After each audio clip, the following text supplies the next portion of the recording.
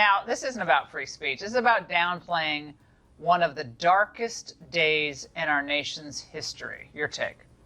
That's, of course, true, and she has a long history of not taking terrorism particularly seriously. In 2013, she did an interview in Minnesota in which she joked about people taking al-Qaeda and Hezbollah more seriously than they took America and England. Oh, it's so difficult to be Ilhan Omar. It's so difficult. People noticed that Ilhan Omar hates Jews, and then they said it. They noticed that she equated the United States and the Taliban, and then they pointed that out. By the time you're getting to like 6, 7, 8, 9 anti-Semitic statements, people start to go, hey, maybe we shouldn't give this person the benefit of the doubt. It was a week in which there were many days ending in Y. And because it was a week in which there were many days ending in Y, one of those days undoubtedly would feature Ilhan Omar saying something anti-Semitic and or anti-American, because that's what Ilhan Omar does for a living. The representative from Minnesota is very often anti-American in her rhetoric. She is frequently anti-Semitic in her rhetoric, and she receives essentially zero blowback from the Democratic. What is up, Patriots? Welcome back to the channel. This segment hits one of the most unbelievable double standards in modern politics, the idea that criticizing a member of Congress, especially someone like Ilhan Omar, is somehow the same as inciting violence. That is political malpractice. It is an attempt to silence free speech and dodge legitimate scrutiny by hiding behind a victim narrative. Ben Shapiro nails the core issue here. This is not about downplaying 9/11 for clicks. It is about a clear pattern of questionable statements from Ilhan Omar regarding terrorism and America's place in the world. We need to hold our leaders accountable, especially when their past comments touch the darkest days in American history. Now watch the full clip below and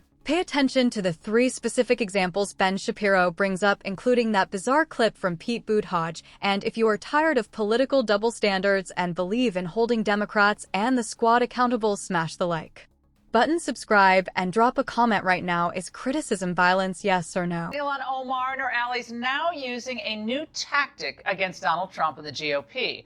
So after the president dinged the freshman rep in a tweet over her insensitive comments about 9/11, the freshman rep said that the mere criticism of her was akin to the incitement of violence. The media echo chamber, of course, was quick to highlight her concerns.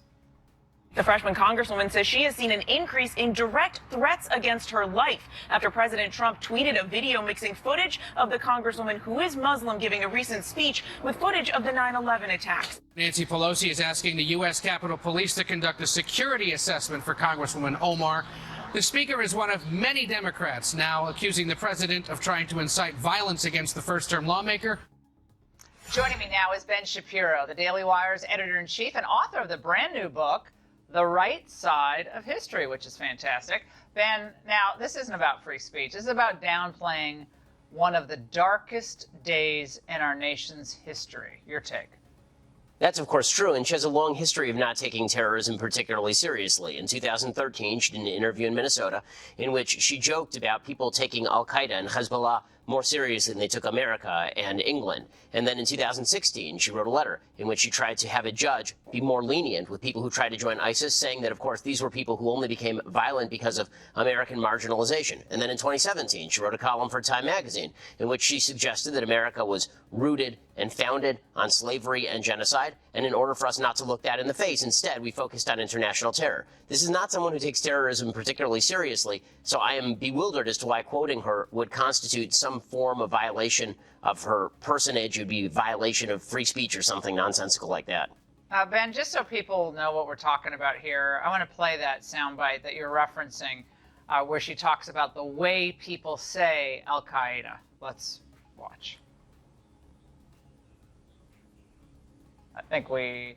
When I was in college, I took a terrorism class. Every time the professor said Al-Qaeda, he sort of like his shoulders went up, and Yeah, he's in command like, here. Al-Qaeda, Hezbollah. You don't say America with an intensity. You don't say England with an intensity. You don't say the army with an intensity.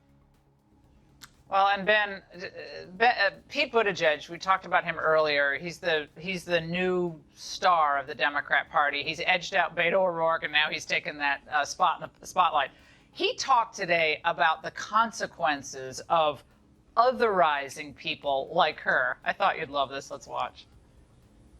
One of the worst things that's happening right now is otherizing people. And if we're wondering whether this has real world consequences, look no further than what happened not long ago in New Zealand. And yes, by the way, the president demonizing Representative Omar is part of this. It's dangerous and it's got to stop.